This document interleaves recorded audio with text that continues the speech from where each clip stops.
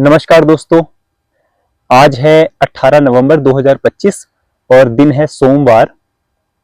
आज कलयुग का थोड़ा सा उदाहरण देके फिर मैं शिव पुराण के पार्वती खंड पे 34वें अध्याय पे आऊंगा, क्योंकि ये शिव पुराण का पार्वती खंड का 34 चैप्टर नंबर है ना। बाकी के जो बीच के चैप्टर थे उनमें कई बातें रिपीट की गई हैं, तो वो मैंने स्किप कर दी हैं, छोड़ दी हैं।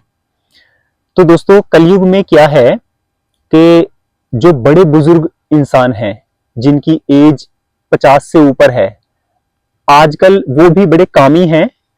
उनको लड़कियां देखना, स्त्रियों को देखना, ताड़ना, उनके बारे में गलत गलत सोचना, गलत गलत करना, ये कलयुग की एक परिभाषा बन गई है। शारीरिक संबंध बनाना, फिजिकल रिलेशन आज के टाइम में बहुत ज्यादा हो गई है, लेकिन ये पहले भी होती थी, लेकिन पहले इसमें 100% पवित्रता होती थी। तो मैं इसी चीज को लेके आपको शिव पुराण में लेके चलता हूं। 34वें अध्याय में पिपलाद ऋषि थे, और ये जो चैप्टर है और ये कथा है, ये अरण्य राजा के बारे में है।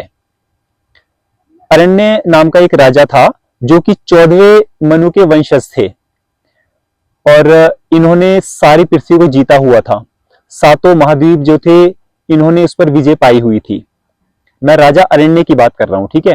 और राजा अरण्य के पुत्र का जो नाम था मंगल अरण्य था, और इनके इसके अलावा 100 पुत्र भी थे, जिसमें सबसे बड़ा जो था कीर्तिमान, उसके बाद मंगल अरण्य। बाकी 98 नाम है, वो लेने में आपको पता बहुत टाइम लग जाएगा और मुझे याद भी नहीं है। तो फिलहाल राजा अरण्य की उन 100 पुत्रों के अलावा एक पुत्री भी थी जिसका नाम था पद्मा, और वो सबसे ज्यादा स्नेह जो था वो पद्मा से ही रखते थे, क्योंकि उनकी दुलारी थी। तो पद्मा जब बड़ी हुई तो वो अपनी सखियों के साथ सरोवर के किनारे गई स्नान करने के लिए, और वहीं से पिपलाद ऋषि गुजर रहे थे। पिपलाद ऋषि जो है पद्मा को देखकर मोहित हो जाते हैं, काम से पीड़ित हो जाते हैं। अब काम से पीड़ित के चलते वो वहां के आसपास के लोगों से पद्मा के बारे में पूछते हैं कि ये कन्या कौन है। वहां के लोग बताते हैं कि ये राजा अरण्य की कन्या है, और राजा अरण्य जो है इसके लिए योग्य वर की तलाश में है। तो पिपलाद ऋषि जो है मन ही मन काम से पीड़ित तो थे ही, तो वो इच्छा कर बैठते हैं कि भी पद्मा से मेरा विवाह हो जाए या मेरी हो जाए। ये मन में सवाल रखकर वो जो है राजा अरण्य के पास उसके राजमहल में चले जाते हैं। राजा अरण्य इनको देखकर बहुत प्रसन्न होते हैं, इनकी सेवा भाव करते हैं, भोजन इनको परोसते हैं, खूब सेवा करते हैं। जब सेवा का काम खत्म हो जाता है, तब पिपलाद ऋषि जो है उनसे अपना प्रस्ताव रखते हैं कि मुझे तुम्हारी कन्या भाग गई है, तुम इसे मुझे दे दो।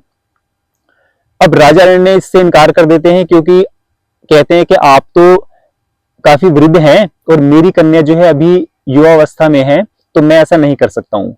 पिपलाद ऋषि जो है वो क्रोधित हो जाते हैं और कहते हैं कि भाई अपनी कन्या मुझे दे दो, नहीं तो मैं सारे राज्य को तुम्हारे सहित भस्म कर दूंगा।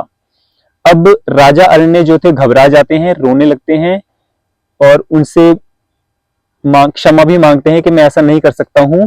लेकिन फिर भी जो उनके भृगु पुरोहित थे वो उनको समझाते हैं कि भी तुम राज्य के दुश्मन क्यों बने हुए हो, तुमने एक ना एक दिन तो पद्मा का विवाह करना ही है, तो क्यों ना आज ही इनको पिपलाद ऋषि के साथ भेज दो।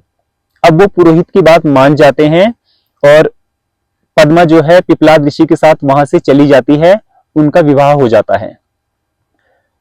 अरण्य राजा जो था वो बहुत दुख में था। इसी दुख को लेकर वो अपना सारा राजपाट छोड़कर वन में चला जाता है तपस्या करने के लिए।